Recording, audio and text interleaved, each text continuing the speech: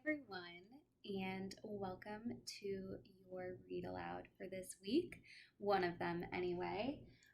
Earlier, I was cleaning out my closet, and so I put my coats on our daybed here, and my two little friends decided to take a little nap.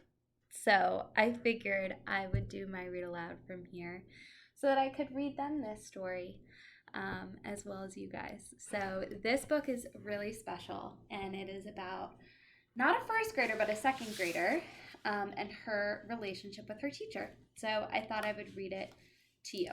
So it says, "A letter to my teacher."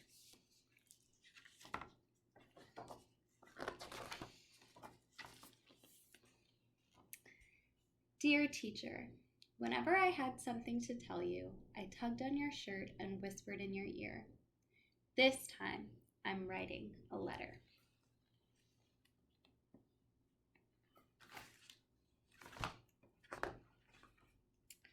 I hope you remember me. I was the one who marched to school that first day, splashing through every puddle I could find. I wore a bright yellow raincoat and a dark, stormy frown, because for me, school meant sitting still and listening, two things I wasn't much good at.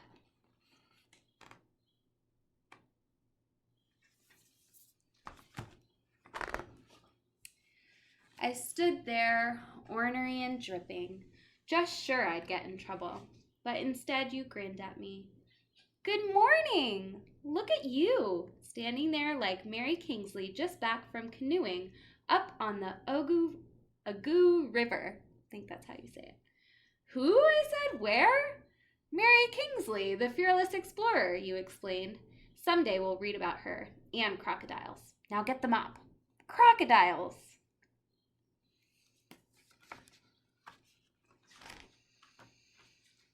After taking attendance, you made a big announcement.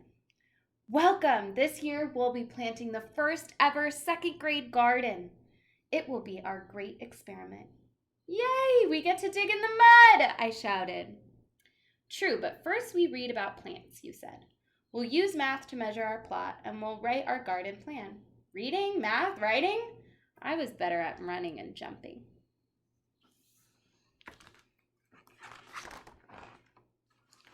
The next week, we visited the creek behind the school to learn about plants and water. When you weren't watching, I started to hop the rocks. Right in the middle, I got stuck. Look at me! I'm Mary What's-Her-Name, I hollered, trying to sound brave. Watch out for crocodiles, you called back. Then you rushed to rescue me. On the way back, you held my hand and never told anyone how much I was shaking.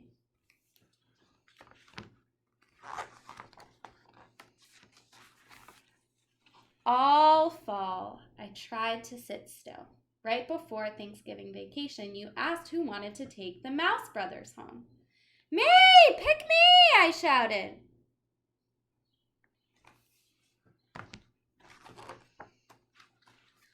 But while I was busy eating turkey, my cat, Lucy, ate one brother.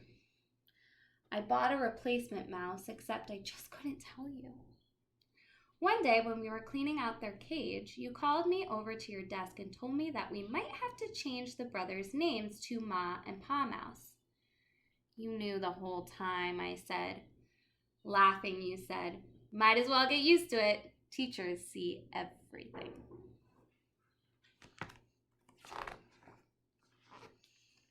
When winter came, the reading quarter became our secret garden of stories. On Friday afternoons, we all curled up in a heap to listen, just like our new litter of mice. I loved it when you read to us and always begged for more, but I hated being called on to read out loud. I kept tripping over words. Once, right before my turn, I yelled, "Raise your hand if you want to go home!" Another time, I clutched my throat and croaked, "Uh-oh, I lost my voice."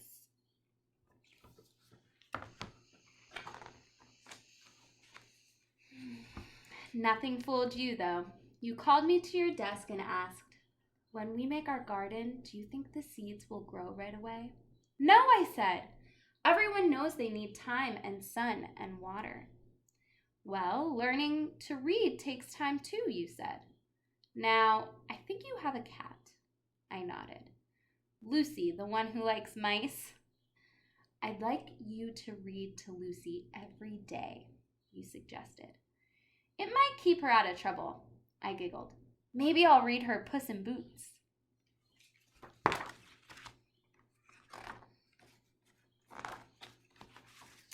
I practiced hard and you gave me extra help too. One day you brought me a special book. I met a real author and he autographed it just for you, you said. I looked at the cover and sounded out the words, Wow, it's all about her, that explorer, Mary Kingsley. You smiled. Next week, you can share it with the class. In March, we explored our town.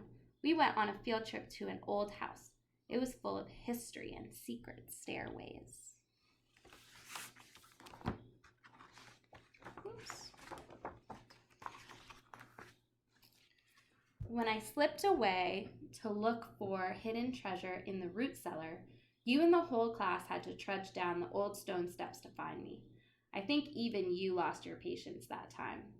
Exasperating was the word you used. I remember because that night my mom helped me look it up in the dictionary. Exasperating means exhausting. Something a little like that. The day you brought in the seeds for us to choose, I tugged on your shirt. Can we plant this kind? The packet says early spring. We can have bright red radishes in just a few weeks. Good reading and great idea, you said. Thanks to the math games we played, measuring our garden patch was easy. At last we turned over our soil and were ready to plant. I was radish crew chief and read out the instructions all by myself. Can you find her in the picture doing that? Yeah. All spring we weeded and watered and kept garden journals too.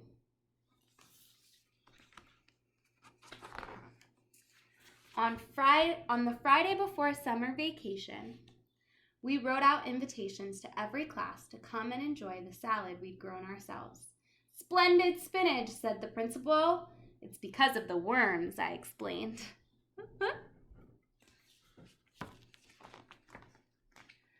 I didn't know how to say thank you. So on the last day, I gave you a present, a memory quilt. I'd measured squares on paper and made the story of our year in each one. The reading corner, worms in our compost, the magnificent mouse family, and best of all, a picture of you and me. You looked at the quilt a long time, then held it up for everyone to see. Thank you. Now I'll never forget you all and the year of the second grade garden. And I never have.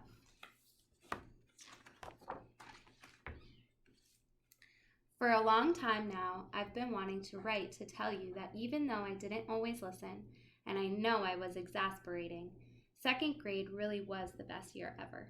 So I guess you won't be too surprised to hear that I still like to stomp through creeks, dig in the garden, and even read out loud to my cat.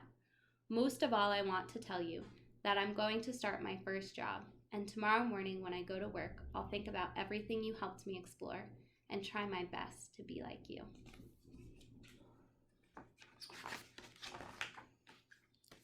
Thank you for being my teacher, your student. So I love that book, mainly because the reason why I became a teacher was because of my favorite teacher in high school, Mr. Yates, and we talk all the time. And it also makes me think of all of you and all of the fun times that we've had and the memories that we've created together. And I hope that maybe some of you become teachers someday, or just that you remember all of the fun times that we've had. So one thing that you can do after reading this book is you can get a blank piece of paper and you can split it up into, I think I put 9 different boxes, and inside of the boxes you can color your favorite memories. So I'm going to show you mine. So these are all of my favorite memories from our first grade year. And I hope that you guys can create your own memory quilts and share them with me during our talks. So I put the hug, high five, and boogie dance for when we used to greet each other on the way into school. I put our cup challenge from when we built our cup challenge during December. And then I did paper airplanes because I always remember in the beginning of the year that was kind of a way that we all bonded together. We played paper airplanes.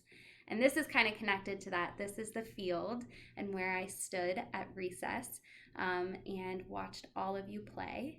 And I put 10 stars because I always loved seeing your excitement when we got 10 stars, and I loved having our PJ movie parties and other fun celebrations. I put this pumpkin because I remember when we went to go pick pumpkins and we went to that farm and our bus driver drove away with all of our lunches, so I had to think quickly on the spot. I drew a globe with cultural conversations because that was my favorite part of first grade, is learning about your family's cultures and seeing you light up when explaining it to the class. I also put museum walker and a little kid doing a statue because you guys love that game. And lastly, I put our zones check-ins because we all learned how to understand how we're feeling and how important it is to check in every morning and every afternoon to make sure that we can learn. So I love you all very much, and I am so grateful for this year with you. And it's not over yet, but I just wanted to give you a way to kind of collect all of your memories. So I hope you can make your own memory quilt. All you really need are crayons and a pencil or a pen and a piece of paper. So it can be as big or as small as you want. This is the paper I had at home, so that's what I used. And I hope you have a great day, and I love you all so much, and I can't wait to spend this week with you having fun. So I love you. Mwah.